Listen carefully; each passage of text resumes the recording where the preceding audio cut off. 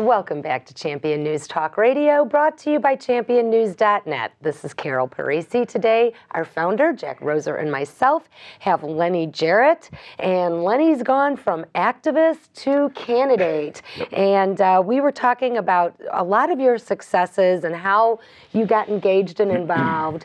And you had a very recent success here back about a week ago, right, with your local school. Now, what school board was that? It was Zion-Benton District 126. Okay, so this is not the same one as the District 46. Right, right. Okay. Right. Tell us a little bit about that. So the community up there, I found out was contacted from a community member that the teachers were looking to go on strike.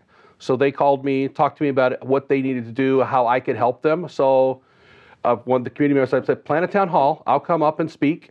And so I went up there last Wednesday night. Now, I'm hearing something. It sounds like you are a go-to activist. Yeah, so when people have situations, through your experience, people can actually contact you and say, Lenny, help us go through this wilderness because you've been there and done that. Right. I get calls all the time. I'll get emails from around the country, people asking me, what can I do? Recently, I got a letter from a guy in Alabama that wanted to know what he could do. And it was just, so people know who I am now as far as that goes, but they're calling me, asking me for help, and so I just go, I'll go help them, because that's what I do. The unions, there's two unions that are nationwide. There's the NEA that has been called, a magazine article that I distributed 1,000 copies of back in 1993, and they were called the National Extortion Association. So the problems you see here are generic around the whole country, because the NEA and the AFT is also in the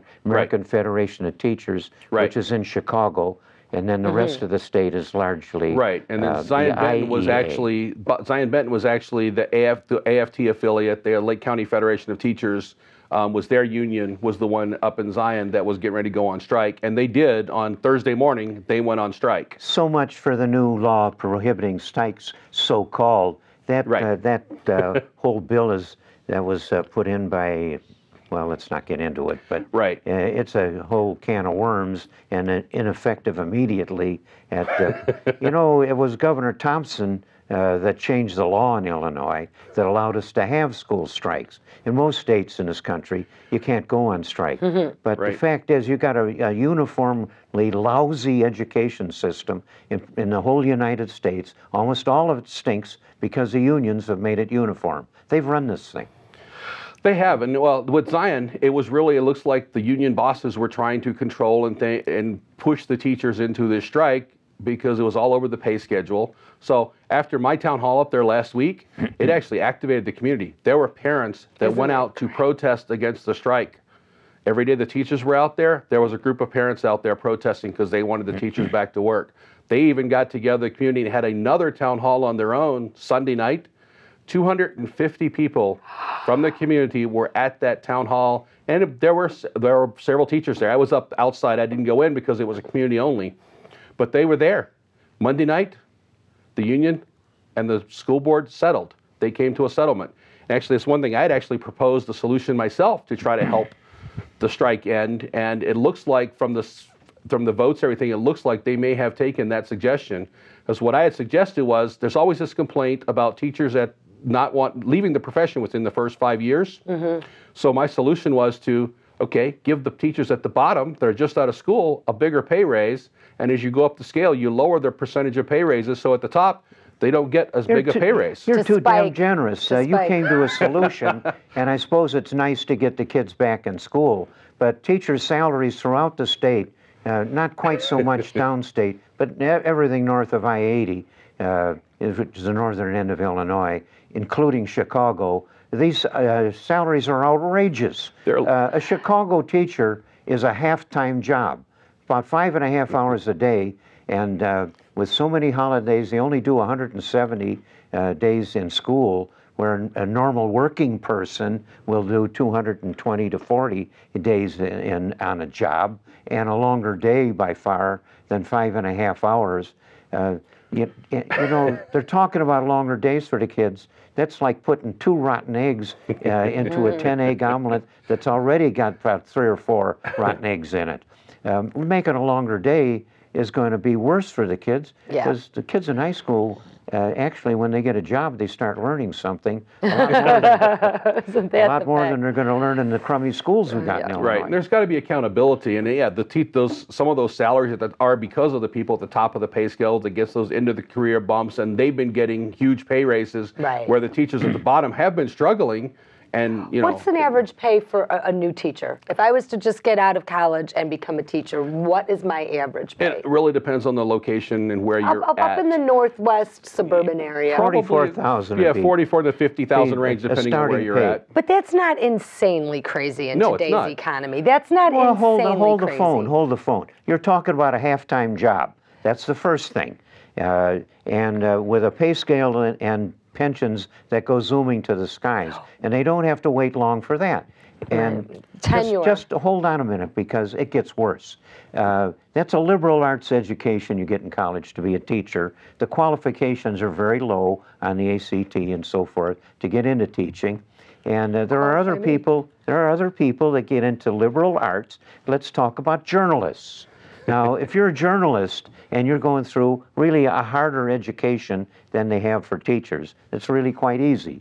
There's 900 and some school districts in Illinois, all doing the same thing. This is not a mystery occupation. It should all be worked out, but it's been worked out the wrong way. Yeah, you're talking about a closed shop. There's almost no way to get into the profession without going through the education schools to get there. Starting at $44,000 as a young teacher on a half-time job is pretty great. How would you like to be trying to get a job as a journalist coming out of liberal arts school? You're going to make a lot less than $44,000, and you're going to work a lot more hours, and you're going to be at the lousy school board meetings till 10 and 11 and 12 o'clock at night. Talk about long working hours as a journalist, making a half to two-thirds what a school teacher would make right out of the box. So low pay, not anywhere. Yeah, the problem is the bureaucracy that's controlling everything, because the private schools, a lot of those average salaries are in the 20s and $30,000. It's much, much less. It's really the bureaucracy that's control. The parents have lost the power of the purse string. The bureaucracy has that power, and we have to return the power back to the parents. So it's true competition. It's a little bit more. It's a little bit more than what you said, because the teachers are paying dues to the union, and that ranges from $500 to $1,000 per teacher per year. And 80% of that has been judged by the Supreme Court of the United States in the Beck decision.